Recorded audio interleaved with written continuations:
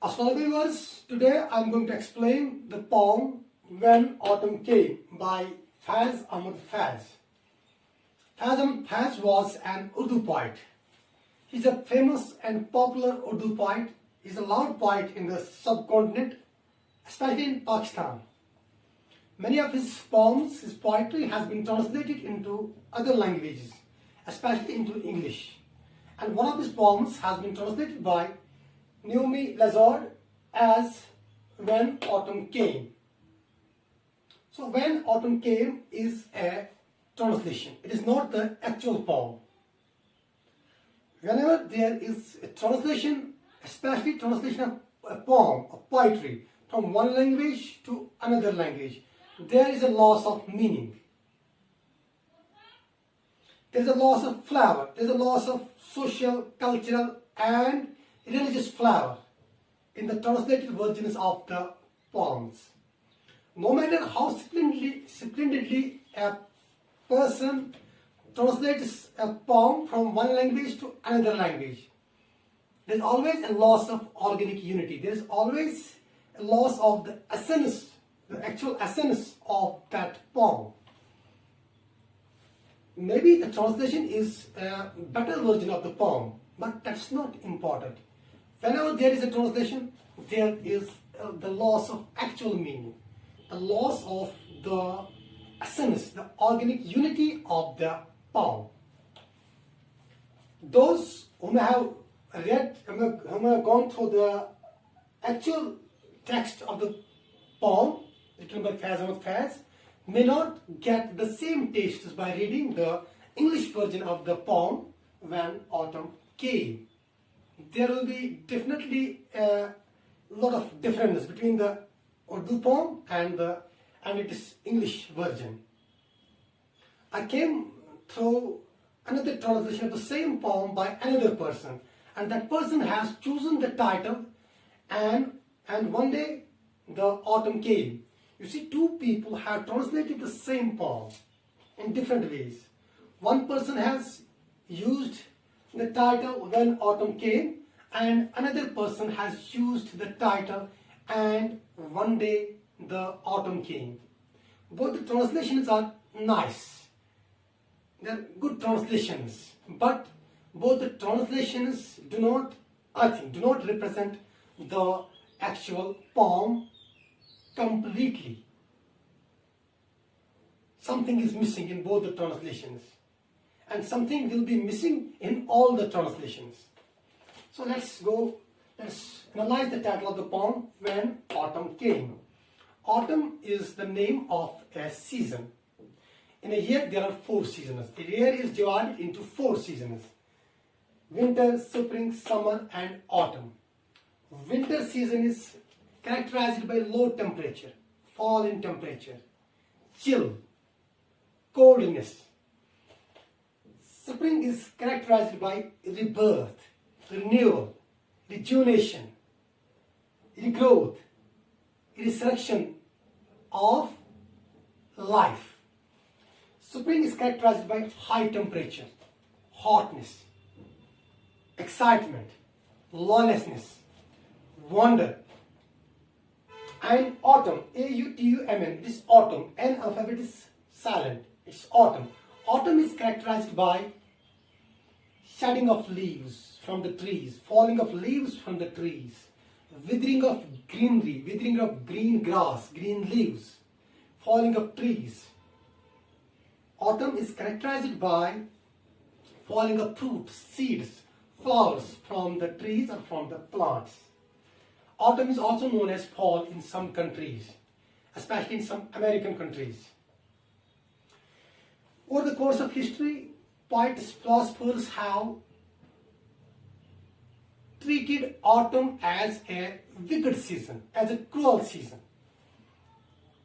The poets, philosophers and writers have used autumn as a symbol of tyranny, as a symbol of cruelty, as a symbol of fall, as a symbol of wickedness.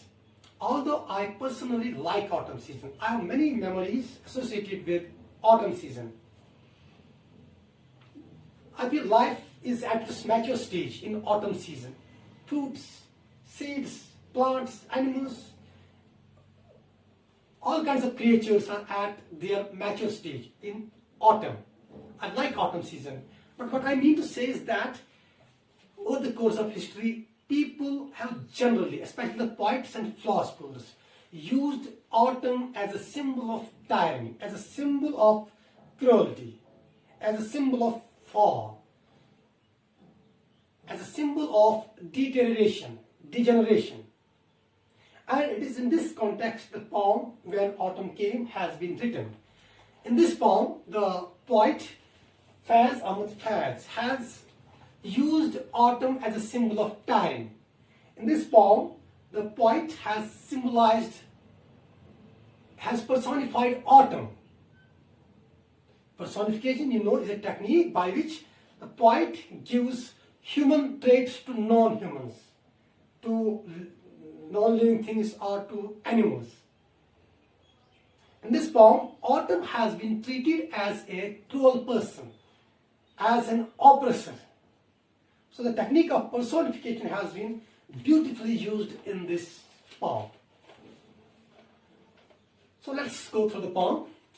This poem is a short poem and a simple one. I hope you'll understand this poem very easily. This is the way the autumn came to the trees. The first line of the poem has been written in reference to the image given on the right side of the page. On the right side of the page, you can see a tree. It is most of leaves have fallen down on the ground, and in fact some leaves are in the process of falling down.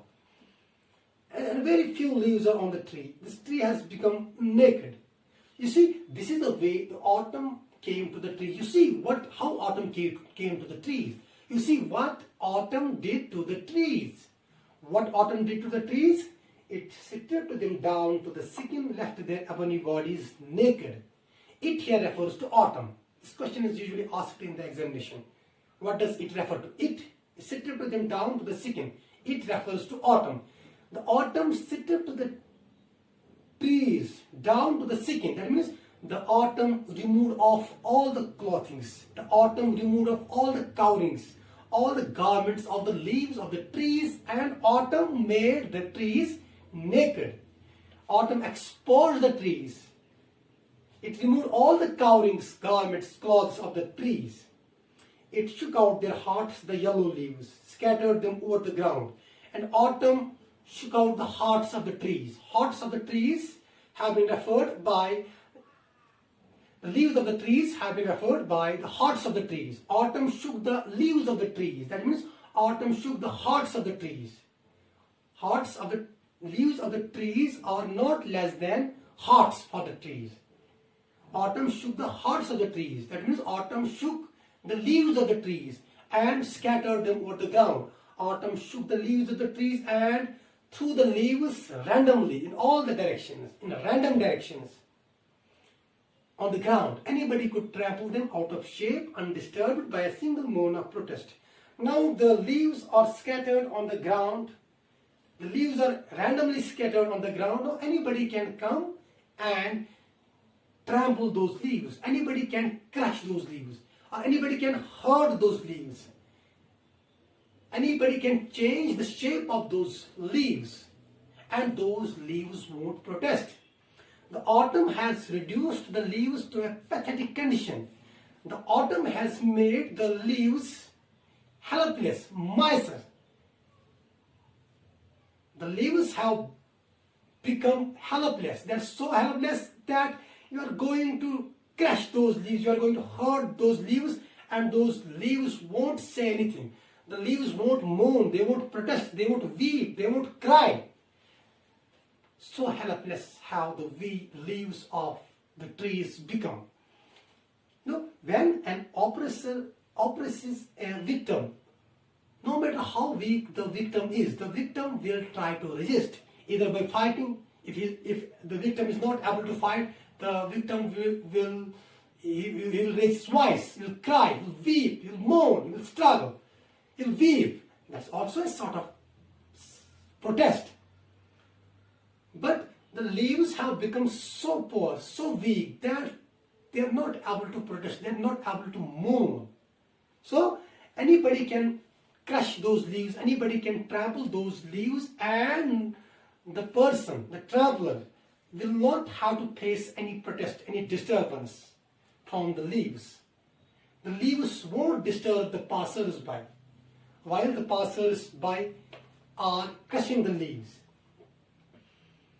The birds that herald dreams were exiled from their song, each voice torn out of its throat. And the birds that used to sing, whose voices, whose songs were full of dreams, desires, excitement, they have also been exiled. The birds are not allowed to sing with freedom. The autumn has exiled the birds. The autumn does not allow the birds to sing with their freedom. The birds have lost their voices. In fact, the birds still sing, but they have lost the sweetness of their voices because of autumn. The autumn has taken away the sweetness of the voices, the songs of the birds. Autumn has taken away the tune, the melodious tune of the songs of the birds. They are not able to sing with freedom because of autumn.